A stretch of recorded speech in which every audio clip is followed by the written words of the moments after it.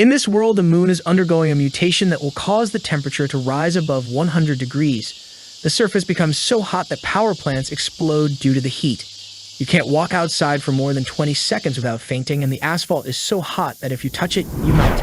With the whole world unable to leave their homes, supplies have become the most valuable commodity. Our protagonist survived for 5 years with his girlfriend. However, as soon as his supplies began to run out, she sent a guy to kill him before everything was depleted. But now, 5 years back in time before it all started, he has the ability to stockpile food and resources. And in this life, he will accumulate 3 billion resources and vows to be the cruelest person to seek revenge on everyone. But at this moment, our protagonist is on the bus where people are discussing how Mount Fuji has experienced an earthquake that killed dozens of people, and now their city is also being evacuated. The girl in the tight pink dress says they had to leave so quickly that she couldn't even buy supplies. The guy beside her says all the supplies from the surrounding cities disappeared mysteriously, and the other guy with shaved hair says the same thing happened at Donman Lake in Chiangsaen City and also at the Dahunan warehouse. The girl is scared, saying all this must be worth billions. It's at this point that our protagonist from behind everyone says it's actually worth trillions. And the disappearance of so many supplies plus all these natural disasters shows that something is going on. It's good to be alert. The girl asks him if it's the end of the world, while the guy in the green shirt says he's excited. He can't wait for people to be treated equally. But our protagonist thinks that inequality will only increase. Even at the end of the world, there wasn't a day when life was equal. After all, he personally experienced it. In his past life, he was just an ordinary delivery guy, until suddenly the apocalypse began and heat waves hit the whole earth. The tectonic plates moved and creatures hidden in the core emerged to the surface. The whole world changed overnight, and in this new world, there was a new order. In a society of extreme scarcity, even simple supplies like instant noodles were worth millions, and a sausage was enough to buy any favor. In that world, everyone gave up on normality, and now, after everything that happened in his life, he was reborn a month before it all started. The girl in the pink dress clings to him and says she's kind of scared. Can he calm her down? But he leaves, saying there are more important things to do, leaving her puzzled. Outside the bus, he wonders. In an apocalypse, what's more important? Obviously, supplies and resources. In his past life, he spent all his time searching for them. But this time, he will prepare in advance. He works at this Walmart, and at the moment, the boss is saying he will have his salary reduced.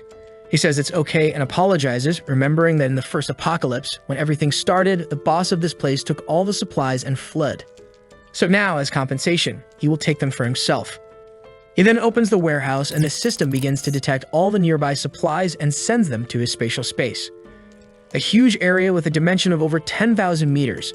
With this ability, he has been stealing even water from lakes and taking all the supplies from cities that are going to be destroyed. After all, if instant noodles are worth so much, imagine real food. The best part is that time there is frozen, so it means the food stays perfect no matter how long it stays there. Finally, he will have something to eat. The system shows how many resources were acquired in this activation, and he feels that after taking so much, he's finally prepared. At this moment, 3 guys from work enter the completely empty warehouse and ask what happened. Our protagonist reveals that he took everything, and the boss says he has no idea how he did it, but orders the other 2 to get him. But the moment they approach, he takes a step back and mysteriously disappears into thin air. They stand there puzzled, wondering where he disappeared to, while he reappears outside. This is his second ability, spatial jump. Using his spatial power, he can teleport up to 3 meters away. With this, he can gather supplies much more easily and escape without a fuss. He tosses his uniform in the air, declaring the collection complete. Then he receives a message on his phone from the authorities warning that the Earth is undergoing strange movements and everyone should be cautious because a disaster could happen. But there's no need to panic. Our protagonist finds this curious since nothing has really started yet and they're already saying this. Does it mean they somehow know the future? At that moment, he receives a call from his girlfriend, Jang Seokyeon. He sighs and answers, and she scolds him, asking how he have the nerve to put their house up for sale. Does he think she'll really stay with him if he sells the house? He needs to be more responsible as a man because even though she doesn't want the house, she's still a woman. And if he wants to prove to her that he's a real man, he should hand over the house to make her feel secure. Su-chen, our protagonist, asks if she has anything else to say. She says, what kind of attitude is this? If he hands over the house, she'll give him another chance. Just transfer the documents to her. But if he doesn't do that, don't even think about marrying her. But Su-chen hangs up without saying anything. He remembers that in the last 5 years of the apocalypse, he went out every day to hunt for supplies to feed her, and even took her to one of the safe zones. If it weren't for him, she would have starved in the first few days. But still, and he remembers a day when he returned home and was attacked from behind. All because he wasn't bringing in as many supplies, and they wanted to know if he was hiding something. After Su Chen was killed, they had fun next to his body. And Jiang Xiaoqun warned the guy on top of her that Su Chen died because he was a useless incompetent. And it's good for this guy to prove he's not so incompetent. Su Chen was devastated to have trusted such a person for so long. But in this life, Xiaoqun and that guy named Wang will pay the price. And they won't die easily. The pain he felt, they will feel 100 times more. He calms down and remembers that the things he needs now are not found in the market and can only be bought with money. But first, he needs to get that money. So he calls a guy named Liu and says he's selling his house at half price, but he wants the money now. In front of the real estate agency, Wang and Xiaoqun are waiting for him. When he appears, Xiaoqun scolds him for keeping her waiting for so long. But he ignores her and walks past. Wang asks who let him sell a house and that if he does anything like this again, he won't see the sun tomorrow. But at that moment, Su Chen, who has learned to fight after surviving, grabs him by the neck and throws him to the ground, saying he can do whatever he wants with his things. While Xiaoqun is scared by this and tries to stop him. But she receives a slap and falls to the ground in disbelief. On the ground, Wang is begging him to let go, saying he's almost suffocating, but Su Chen tells him not to worry since he won't die so easily. He then releases Wang, who is shocked on the ground, while Su Chen enters the real estate agency. At that moment, Xiaoqun threatens him, saying to seize this opportunity she's giving him. If he kneels down and apologizes, she'll consider his case. But if he doesn't do that, forget about marrying her. Su Chen looks back and stares at the two who run away in fear. Inside the real estate agency, the attendant offers him some water, saying they will buy his house now. What does he think? The realtor's plan is simple. Su Chen's house is worth $1 million, but now he's selling it for $700,000. All he needs to do is buy and sell to someone else, and he'll make a good profit. Su Chen agrees to sell, but he has to receive the full payment now. The guy agrees, saying they'll transfer everything, and by tomorrow morning, it'll all be sorted out. Su Chen obviously agrees because houses will lose all value as temperatures rise. Despite several disasters occurring, the city is still peaceful for now. Volcanoes, earthquakes, and tsunamis are all still far away. Walking down the street, he sees a poster advertising quick loans. He decides to go there with his house certificate.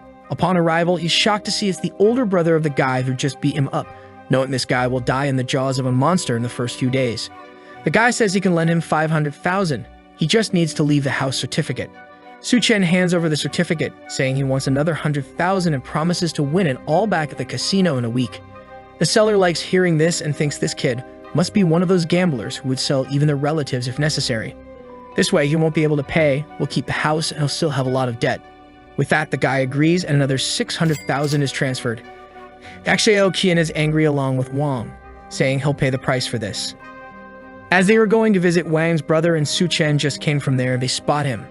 Wang wants to know what he's doing here, already grabbing his neck in fear, but they decide to follow him. Su Chen remembers that several buildings will collapse because of the tsunamis. But this hotel in the Green City has withstood all disasters until the end. He knows the presidential suite is well equipped and even has a pool. Maybe it's a good place to use as a base for a while. Even at the end of times, this place continued to have food for a long time. He is then greeted by the attendant Liu Xinru, who asks what she can do for him. Su Chen says he wants 1,000 tables for a banquet, startling her. She offers some table options, thinking this kid must be the son of someone very rich. He says he'll want the table that costs 10,000 each and will make a deposit of 500,000. When everything is settled, he'll make the rest of the payment. She is somewhat incredulous, but says to follow her to make the payment, thinking that even though this payment of his may not be much, someone who easily spends 500,000 surely has more to spend, so it's best to facilitate the process. Entering the room, she asks if he's getting married. He says yes, and all this is for a wedding, and he also wants the presidential suite. Sometime later, he's leaving the hotel all happy. He got over 10 million in food, spending 500,000 with the advance deposit. And it doesn't matter about the rest, since when the apocalypse begins, the ice blocks he'll have will be worth billions. Watching him leave, she thinks whoever marries him is a lucky girl. At that moment, Xiaoqun appears and asks what that person was doing. The attendant asks who she is, and she says she's Su Chen's girlfriend. The attendant then says her boyfriend ordered a banquet for over 1,000 people and paid 500,000. To have a boyfriend like him, she's really lucky. However, the attendant is looking and thinking this girl is at most a 7. But she has a good body. Why do rich guys always like women like this? Xiaoqian and Yang are shocked. A $10 million banquet? The attendant says it's the case and that maybe she hasn't realized, but many rich people do this. They get into relationships and hide all the money they have until the day of the wedding. Xiaoqian starts to believe this, and Wang thinks it's impossible for that loser to have so much money. However, the attendant shows that she received the transfer of 500,000. On the street, Wang is asking Xiaoqian, who is he going to invite to a 1,000-person banquet? Now Xiaoqian is confident, saying, "You really don't understand, do you? He's trying to introduce me to the circle of millionaires he knows. Only then will he reveal my identity." Wang is wanting to become a mountaineer and venture into the mountains, but she slaps him. Thinking that she has to create as many opportunities as possible to stay with that loser while imagining herself as a wealthy lady in a chair being pampered, her eyes sparkle. She never imagined this scenario. She'll definitely have to marry Su Chen the loser, and that's too good. Meanwhile, Su Chen is just tallying up what he's done. 700,000 for the house, plus 600,000 loan and 500,000 for the banquet. And now that his name is about to be tarnished, taking out a bunch more loans wouldn't be bad. So he installs all the banking apps on his phone and starts taking out a bunch more loans. After creating over 80 accounts, he managed to get another 970,000. Now he needs to buy a fireplace, ice-making machine, ice blocks, smokeless charcoal, and a few other things that aren't available in the markets. With the amount of money he has, buying online with fast delivery is easy. These items are essential for surviving the extreme cold and heat that will occur. He then orders 2,000 tons of smokeless charcoal and also calls an ice factory to make a reservation. As he's walking down the street, a girl calls out to him. She's a friend of Xiaoqian's and says Xiaoqian misses him. However, Su Chen knows this girl isn't up to any good and has always spoken ill of him to everyone. So he tells her, "Miss me. She must miss my house, right?" Lena looks at Xiaoqian and says Su Chen must be testing her, and she has to realize how sad he was with her behavior.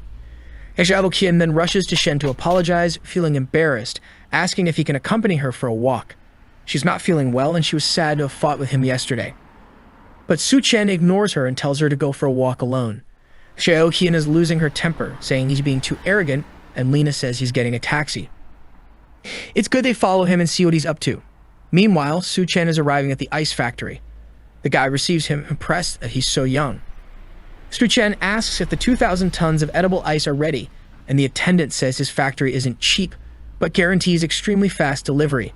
He just needs to pay a small portion, and they'll deliver everything. Su Chen then transfers 100,000 to him, and the seller informs that everything will be delivered in 3 days. Seeing the money, the attendant asks why he needs so much ice. Is he organizing an event? If he wants, they can cooperate in the future, and the price is negotiable. Su Chen says it's all for a charity event and leaves. At that moment, another taxi stops and the seller gets excited. But it's Xiaoqian wanting to know what that guy who just left was doing here. She's asking because he's her boyfriend. The seller is confused. Is this girl playing detective? What's going on here? He says he ordered 800,000 in ice. Both of them are shocked. 800,000 in ice. It's confirmed. He's a millionaire indeed to do something like that. Lena asks, did he tell you what he's going to do with so much ice? The seller thinks and remembers. He said he's going to donate it to charity. Both of them get scared without understanding the reason. The scene shifts to one of the city's fanciest restaurants. In his past life, he never enjoyed anything before everything was destroyed, and even having a coffee was a luxury. Looking at the menu, he sees it's all quite expensive. And on the last page, there's something for 17,000 with a question mark. He asks what it is, and the attendant says it's a special item made by their chef. Su Chen says it sounds good and places the order. He remembers that in his past life, several creatures mutated. Some people thought it was some kind of biological change. But for him, it was just the creatures adapting to the new environment. At that moment, a girl with pink hair comes to deliver his order. She's marvelous and introduces herself as the chef of this restaurant. Su Chen recognizes her as Chef Duanya. During the apocalypse, she became known as the Hell's Chef. She had some kind of magical culinary ability that turned corpses into edible things. And in a world of scarcity, no one could resist temptation. However, the dishes made with mutated creatures always ended up killing people. Seeing his expression, she wonders, does he think that a beautiful girl like me would poison his food? And then she tells him that the dish she served is called Two-Faced Life. It's a meat dish with different preparations on each side. Su Chen tries it and says it's really worth the $17,000, while thinking it would be wonderful to have her at home to cook. Outside, Lena says she heard this restaurant is really expensive. and Xiaoqian says she can't wait to become a rich wife. So Su-chen decides to go to one of the city's most expensive bars since soon it won't be possible. As soon as he sits down, a bunch of girls surround him asking what he wants to drink. He starts drinking with them, and when he looks to the side, there's a girl sitting there. Her friend says she was betrayed by her boyfriend and came here to have some fun. The girl says her boyfriend didn't even sleep with her and cheated on her with an old woman. Why do all men act like that? Su-chen says it's because men's instinct to reproduce is ingrained in their DNA and mind. Suddenly, she drinks her entire drink and asks if he's single. He's confused, but she approaches and asks if he's interested.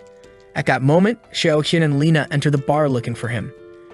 And at a table in the corner, they see him with the 3 girls. Su-chen tells her they can go up to a room and she seems to agree, so the two rush off. It seems the desire between them is strong. Xiaoqian and Lina shout at him to stop, but the two run to the room, enter, and close the door. He apologizes to her for those two, and the girl timidly says it's her first time.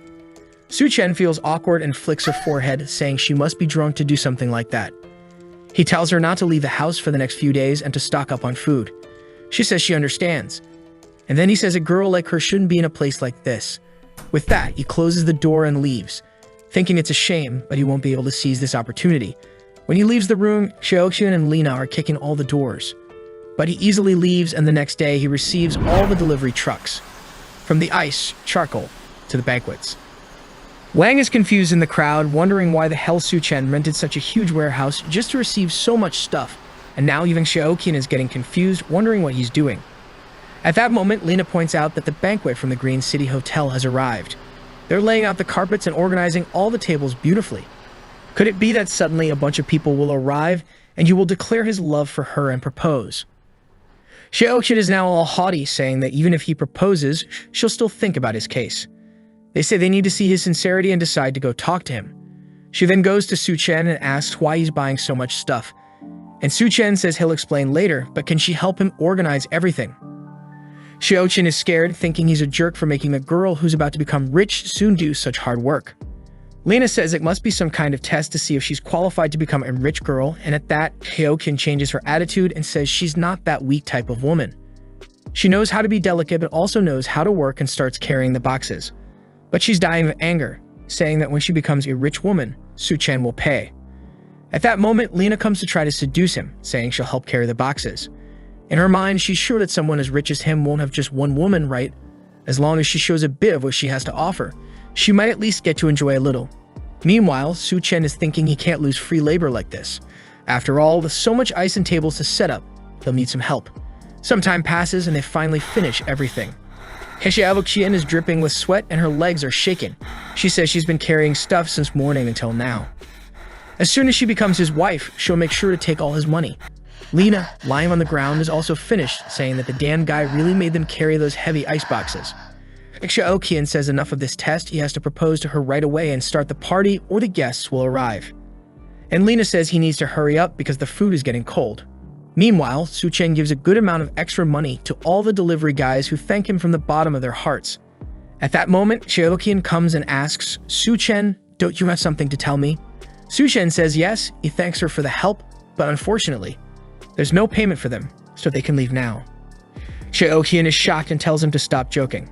The guests are already arriving, not to mention there are 1,000 tables. Why doesn't he just reveal that he wants to marry her so they can have a good life? Su-chen looks back and says that's impossible for him. After all, he's already sold the house and accumulated a bunch of debts. They surely want to marry him. Lina says that doesn't make sense. How can someone with no money buy so much ice? Su-chen says he's only doing all this to help his very rich boss who wants to do a charity project. Xiaoqian loses her temper and anger and attacks him, saying he's been lying to her this whole time. He says he hasn't lied about anything, while she falls to the ground with a monstrous look, saying he's just a poor loser who can forget about marrying her. Su-chen says he's not interested at all, and she angrily leaves, saying he's a bastard and will regret it. When they both leave, he thinks they'll regret it once the apocalypse starts. He then closes the warehouse door to start storing everything in his space. With that, all preparations are finally ready. Back at the hotel with Wang DeHai, the guy he borrowed money from. Wan Hoyu pulls Xiaoqian aside and tells her not to pay attention to that loser Su-chen anymore. She should stick with him all the time anyway. She's gnashing her teeth, saying she's looking forward to his performance tonight. And Wang tells her not to worry, he'll ask his brother DeHai to deal with that guy for her. Qian thinks that Wang isn't really that bad after all, plus he has his influential brother. He's definitely better than that loser. Just then, Su-chen says she really throws herself at anyone. She's startled and asks what he's doing there, while Wang points at him and tells his brother it was this guy who hit him. DEHYDRATED says he didn't expect it to be this guy here, and Wang asks if he knows that guy. DEHYDRATED explains that this kid borrowed 600,000 from him and has to pay it back by tomorrow. Wang says that's perfect, they can settle these two things. While Qian is now happily saying she really got rid of a loser, especially one who owes money to DEHYDRATED's brother. Su-chen says it really is impossible to have a good meal in that place, and DEHYDRATED reminds him that the payment date is tomorrow. Why is he here in this hotel acting like everything's fine? Wang shouts at his brother not even to talk to this guy since he hit him. Shinru then appears and asks what's going on and if they can resolve it. DEHYDRATED says if she forces that kid to kneel down and apologize, they can let it slide for today. She then asks Su-chen what's going on. He says it's just some pests bothering him. DEHYDRATED then bangs on the table, saying he was only calm because his payment is due tomorrow. But from afar, a guy with a goatee asks what's going on and who let him cause trouble here. Su-chen and DEHYDRATED recognize this guy as Gao Kang. DEHYDRATED starts apologizing, asking what he's doing here. Gao Kang says he has important matters to discuss here today, and it's not for him to cause trouble. DEHYDRATED knows this guy is an entrepreneur but is involved in various underworld activities, and he has a lot of people under his command, so it's really not good to go against him. And with that, he apologizes, saying he'll come back later. Su-chen recognizes this guy as Skull Crusher. And in the apocalypse, this guy became one of the most powerful forces, and he even had the boss of Hell working for him. Su-chen remembers that this hotel was one of the first places where some people with powers appeared, and maybe he got so strong because of something that will happen here.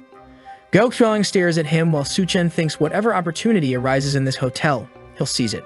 Sometime later, Gao Qiang is taking Duan Ya to meet someone named Mr. Sun, and she asks what this guy wants to discuss with her. Mr. Sun says he was looking forward to meeting the wonderful Miss Duan and then serves her a drink. Duan Ya realizes there's something wrong with that glass, clearly containing some kind of drug. While Su-chen remembers in his past life he hid in the basement with Xiaoqiang and barely survived. He never expected that in this life he would kick her and she would still follow him here. But this is the perfect opportunity for revenge. Looking at the pool where the two brothers are going to refresh themselves, saying that tonight is strangely hot, but it's worth it since the girls will come in bikinis. They then appear and look at the moon, saying it's strangely bright. It's shining as much as the daytime sun. At that moment, Wang declares his love for her, while Su-chen in the room says their love is really about to explode. With the glass to the moon, he welcomes the apocalypse. The moon then begins to tremble and emit a red aura. Everyone outside feels something strange and their skin begins to burn. They all start running back to the hotel, saying something's wrong. Why is the moonlight burning so much? Inside the hotel, people are confused. It's night, but it's very bright. At that moment, the three of them are running, and everyone is scared. Their skin is already red. They are desperate, looking for somewhere to cool down.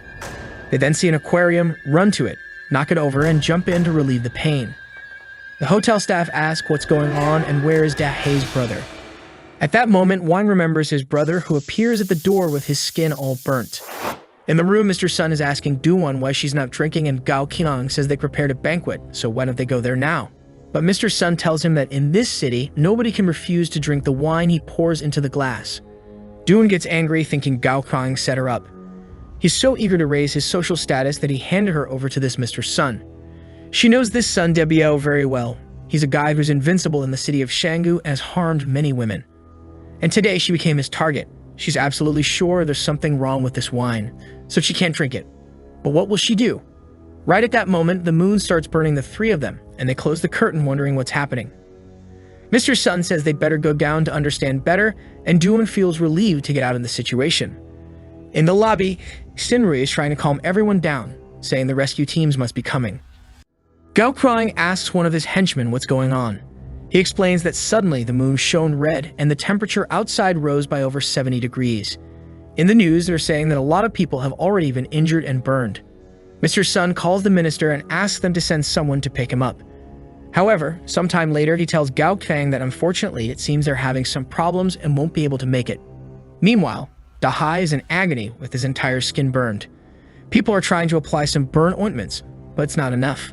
Not to mention he needs to be taken to a hospital, but with his high temperature outside, it will be impossible.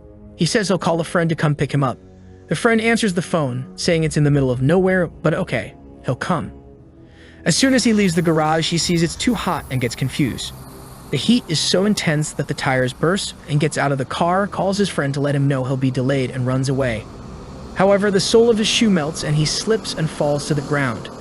Looking sideways, he sees another person lying there, already a dry corpse. He gets scared and tries to get up without realizing that half of his face is already on the asphalt. Everyone in the hotel is startled when he screams on the phone. While all this is happening, our protagonist is in his room with controlled temperature. He's sleeping soundly in bed, and government announcements are already being made. Due to the intense heat emitted by the moon, temperatures have risen by over 75 degrees, with the ground reaching over 100. The event has already resulted in hundreds of casualties. Please stay indoors to avoid skin and respiratory burns. At that moment, one of the power plants explodes due to excess heat, cutting off some communications. DEHYDRATED says he lost contact with his friends. While everyone is in the last room left in the hotel, Xiaoqian and Lena are complaining that they don't want to stay in a room full of men. But at that moment, the power goes out. And with that, the air conditioning also stops working and everyone starts taking off their shirts, dying of heat. Xiaoqian remembers that Su-chen's room has a pool. Meanwhile, our protagonist is swimming peacefully. He already knew the power would go out because of the explosion in the power plants. And that's also why he chose a room specifically with a pool, in addition to vertical air conditioners and giant batteries to ensure the temperature. But he's also missing some ice here. He changes, sits on the sofa, thinking it's very nice now. He's hungry, so he sets up a banquet on the table. As it's the first day of the apocalypse, he needs a small breakfast, while wondering when that Go-chan will have the chance to gain powers. Someone knocks on the door, saying they know he's in there. Our protagonist knows that with the power to teleport and the preparations he made, he doesn't need to worry. So to cause anger and envy, he decides to open the room. As soon as the door begins to open, a cold breeze comes out and everyone feels an indescribable relief, wondering, why does it seem so nice in there and why does he have air conditioning? Su-chen asks if they need anything. Wang points out to everyone that he has ice, a pool, food, and electricity. Lina and Xiaoqian start shouting at him, asking how he dares to let them burn outside all day while he's living in luxury. He better leave that room now. DEHYDRATED tells him the time to pay back everything he owed has come, so he better hand over that room. But the moment he steps into the room, he takes a shot in the stomach. DEHYDRATED is shocked when he sees the wound, and Su-chen warns that if he takes another step, he'll die. Everyone is trembling now. Does he really have a gun? DEHYDRATED is outraged, asking where he got that. But another shot is heard in the room, and everyone is scared when DEHYDRATED falls to the ground, now with a wound in his leg.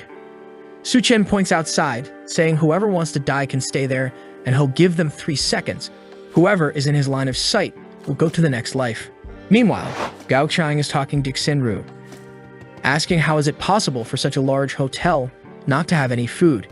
She apologizes, saying they recently had a banquet for over 1,000 people, and the ingredients and food were scheduled to arrive today. At this moment, Mr. Sun, pouring water over his body, commands her to bring all the water and food she has right away. Families start to become outraged by the water waste he's causing, and a war breaks out in the lobby. Just then, DEHYDRATED arrives with his injuries, and everyone warns that Su-chen shot someone. Seeing the wound, Gao Chang wonders, is there someone with a gun in this place? Seems like there's a tough guy living upstairs. Xiaoqian then informs everyone that Su-chen's room has electricity, air conditioning, and even a pool. People surround her, asking if she's not lying, if she's sure. She affirms they can believe her. He even has an ice cube and plenty of food. So everyone decides to go to his room. Meanwhile, Gao Chang sends one of his henchmen to take a look as well. Once again, he opens the door, asking what they want, and everyone feels the refreshing cool air touching their skin. It seems like paradise in there. The crowd outside pleads for him to be kind and take care of the elderly, stating that since it's a hotel emergency, he should share everything he has with everyone. The chubby little boy spots some fried chicken and jumps to grab it. However, he's stopped with a kick to the belly and is sent flying. Su-chen warns the parents to take care of the kids or he'll have to do it for them. People are outraged, asking how he dares to hit a child. He's truly a murderer and doesn't deserve to stay in that room. Everyone starts to enter. However, at that moment, he shoots the guy in the back who falls to the ground. Su-chen warns that he may be alone, but everyone there only has one life. He knows the situation seems dangerous, but at any moment, he can jump through the portal and disappear. Downstairs, Wang is furious. After his brother suffered 2 gunshot wounds, the crowd threw his body out because he was already dying and decomposing. Wine is saying they have to kill that damn Su Chen.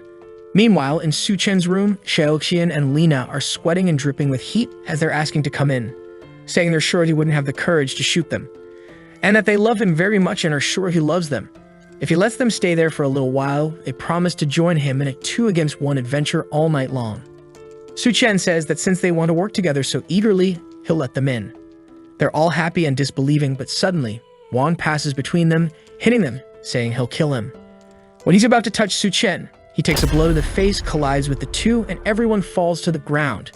Seeing Wang beaten in their arms, they're afraid to enter the room, and Su Chen says, "Just go away from here."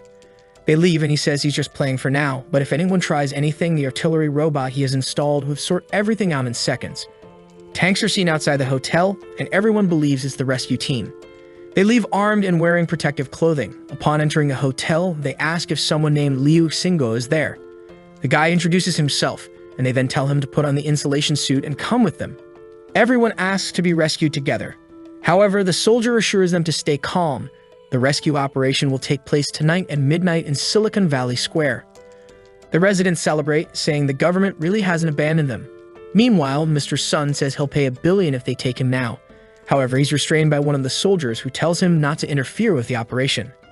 Mr. Sun tells Gao Kang to do something, but clearly, with so much aimed at him, there's no way. At that moment, Xiaoqian grabs one of the soldiers and says there's a killer living upstairs, and Lina says he's already killed a bunch of people and will soon finish everyone here. They need to save the people in the hotel. A soldier named Xiao Feng then says he'll take a look, and his friend tells him to be careful and not act impulsively. He takes his gun and starts climbing the stairs toward the room. While Xiaoqian is thinking this is the perfect situation. As soon as this guy kills Su Chen, she'll steal that room for herself. Xiao Feng cautiously walks down the hallway, observing every corner until he notices a camera looking at him. Suddenly, Su Chen opens the door and throws a flashbang. Before he could understand what's happening, it explodes in his face, blinding him. A sleeping gas falls at his feet, and when he crouches, Su Chen appears from behind and hits him on the head. Sometime later, he wakes up in the room, not understanding what's happening and why it's so cold. Su Chen tells him, "Your name is Luke Xiao Feng, and you're a captain of the Special Forces. Now that you're awake, let's talk." Xiao Feng looks around at the ice cubes and asks what's going on here, who he is, and where he got those grenades and weapons. Su Chen says he's just a regular guy who just graduated, and he got those weapons on a trip to the Middle East. Su Chen then asks if the government set the rescue points for tomorrow morning, and Xiao Feng is surprised by the fact that he already knows that information. Su Chen realizes it's all going to be the same as in the past life and warns Xiao Feng that even though the temperature is lower at midnight, people can't stand more than 10 minutes outside. The vast majority will die just trying to reach the rescue point. Xiao Feng says they have no choice since many people are starving in their homes who can't stand the heat anymore. Their only chance is to reach the rescue point, and since it's difficult to modify the vehicles, there's no time to rescue everyone indoors. At least if they put some blankets over their heads, maybe they can make it. Su Chen then suddenly puts his hand on his shoulder and points the gun. Xiao Feng asks him to calm down and says all he wants is to at least warn everyone to go with blankets. Su Chen then cuts the rope and says he's free since he respects the fact that he's saving lives. But it's good he doesn't try to come in here again. Xiao Feng asks if he's not afraid he'll come back with other people, but Su Chen shows him there's no need to be afraid. And Xiao Feng recognizes it right away. It's a camera with facial recognition and a built-in automatic machine gun. He wants to know where Su Chen got it, but Su Chen says he already said the Middle East. Now he better leave the room because he doesn't have time to deal with this anymore. Xiao Feng accepts and leaves back to the tank. Mr. Sun gets angry, thinking that not even the damn soldier could deal with the guy. He hits Gao Qian, saying he really can't do anything. Gao Qian's henchmen ask if they really won't do anything and will tolerate this guy. Gao Qian explains that after everyone is rescued, they'll still need the connections. It's dangerous to act now. At that moment, Su Chen appears and says, "In times of chaos, you're still dreaming of restoring order." The henchman gets angry, but Gao Qian tells him to calm down and asks why Su Chen came down. Su Chen then shows a bucket of ice, saying he came here to negotiate. The henchman tells Gao Qian it's good to kill that kid now and take everything he has in the room. But Su Chen points the gun, and the guy gives up the idea. Gao Qian then says they should talk business, and he hands over the edible ice to both of them. When they eat it, they're impressed with how delicious it is. Gao Qian now also wants to kill Su Chen to take everything he has. But first, they'll meet his demands. At that moment, Mr. Sun kicks him in the stomach, saying he's a damn liar for hiding those ice cubes and starts stepping on him, saying if he hides anything else, he'll die. Gokhan is losing it, and Mr. Sun sees Duan sitting, saying she's a very modest girl. Everyone is about to die of heat, and she hasn't even had the courage to take off her clothes.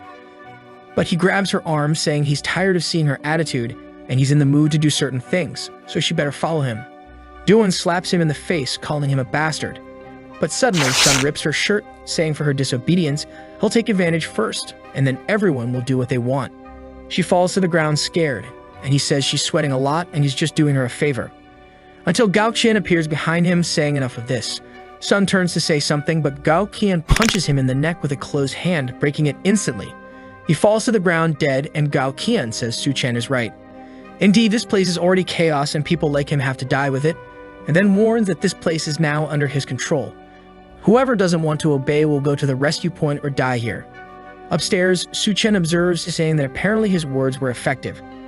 Gao Qian was already the boss of this place in the past life, so he just sped things up. And with that, the two of them have already been thrown out. Gao Qian then starts drinking the ice Su Chen gave him, while Xiaoqian and Lina beg for a little peace, saying they'll do whatever he wants. He throws it to them, saying it's okay. He'll give them some, but they better obey any demand. His henchman asks if they're not going to the rescue point, and Gao Qian says it's too far. It's not certain they'll survive. The henchman asks why he wants these women if they're running out of resources. Gao Qian says it's all part of a plan to deal with Su Chen. At midnight, Lina and Xiaoqian try to leave, covering themselves with blankets, but the henchman comes and takes everything off them. Xiaoqian asks what he thinks he's doing, but the henchman warns that now that they've taken the ice, they'll have to stay with him for a while. Those who decided not to obey Gao Qian because he didn't provide supplies are trying to reach the rescue point. But even though it's midnight, the ground is much hotter than they imagined. They're trying to protect their feet with a piece of wood, but it makes it difficult to walk, and one of them stumbles. Upon contact with the ground, their hand and face melt, leaving the survivor behind to die. Meanwhile, DEHYDRATED He's body, which was burning on the ground until now, wakes up with red eyes. From the balcony, Su Chen observes everything, remembering that in the past life, he almost died on this walk. Xiaoqian and Lina say they can do whatever he wants, but why don't they at least go to the room? The henchman says they're being too shy, there's no need to try to hide. But suddenly the glass shatters and the two chubby guys who were burned come running after everyone. Wang thinks they're zombies and asks if they'll turn too if they're bitten. Gao Qian says they need to figure it out, then grabs him by the neck and throws him to the two creatures. Wang's back is burned just by making contact with the creatures, and Su Chen appears with a blade, telling everyone to get out of the way. The henchman can't believe he wants to deal with these monsters, and Gao Qian is eager, thinking that as soon as Su Chen kills the two, he'll kill him and take everything from him. Su Chen knows that bodies exposed to heat turn into zombies, but they don't share any virus. You could say they're more like drought demons. The difference is that these demons retain some memories from their past life. Su Chen stands still, and Mr. Sun passes by him and goes towards Gao Qian. That's because he was killed by him. But Wang DeHe was killed by Su Chen and attacks him. However, seeing this situation, he's sure that the chance for Gao Qian to awaken some powers by killing Mr. Sun. So he goes in his direction and cuts off his chance. A purple crystal comes out of his body. And that's a kind of core that can evolve a human body. He grabs the crystal, jumps back, and pushes DeHy towards everyone. With that, he goes up the stairs and tells them to have fun. Gao Qian grabs the guy on the ground again and throws him towards the creature. Back in his room, Su Chen says these crystals are extremely rare. He puts it in a glass and drinks it since that's the absorption method. The body extracts the energy from the crystal and strengthens itself. His eyes turn red and he starts screaming while all his clothes burn. He falls on the ground on top of an ice block, while in the lobby, the drought demon has finished all their water. Now without anything to drink or eat, Lina wants to escape. But the henchman stops her, saying she's not going to run away. At that moment, Lina says they should use Xiaoqian. She was Su Chen's wife, and if they throw her at the door, it's certain he'll open it, and then they can try to steal something from him. The henchman says it's a great idea, and Xiaoqian says she'll help, but she wants to eat meat first. The henchman says there's no meat since the refrigerators have been off for days. Gao Qian looks at her and asks if she wants meat, then he has a solution. They restrain Lina, and he warns her that if she wants to, she'll have to do it. Xiaoqian is shocked, asking if he means they're going to eat her meat. While Lina is trembling, Xiaoqian is going towards her. Lina pleads, saying, "What are you doing? You're not going to do that, are you?" But Xiaoqian goes to her face and says she just betrayed her by talking about her being Su Chen's wife. Since she did that, she deserves it, and then strikes 3 times. Gao Qian and the henchman are even scared to see how she did that without hesitation. Xiaoqian is going crazy, saying that when she's full, she'll go up and drink Su Chen's blood. The henchman looks at Gao Qian and asks if they're really going to do that. Gao Qian says to call the boss Duan quickly, or else they'll dry up. Meanwhile, in the room, Su Chen is jumping around with his new body. Not only is he more resistant to heat, but he's also more agile and strong. At that moment, he sees Duan at the door. Standing at the entrance, she's thinking it's getting crazy down there. She doesn't have a chance of surviving if she stays there, so she has to try her luck and use what's left of her value to get something here. Right at that moment, Su Chen opens the door naked, and she gets scared. She screams and he apologizes, saying it was unintentional. He was excited about some news. In the room, he then tells her that even though he has resources, it's limited and decides they just met and he can't accept her just because she's beautiful, right? He remembers that in the past life, she was a very smart woman. Furthermore, she formed a cooperative relationship with Gao Qian. However, even though he had thought about having her around, the atmosphere feels strange now.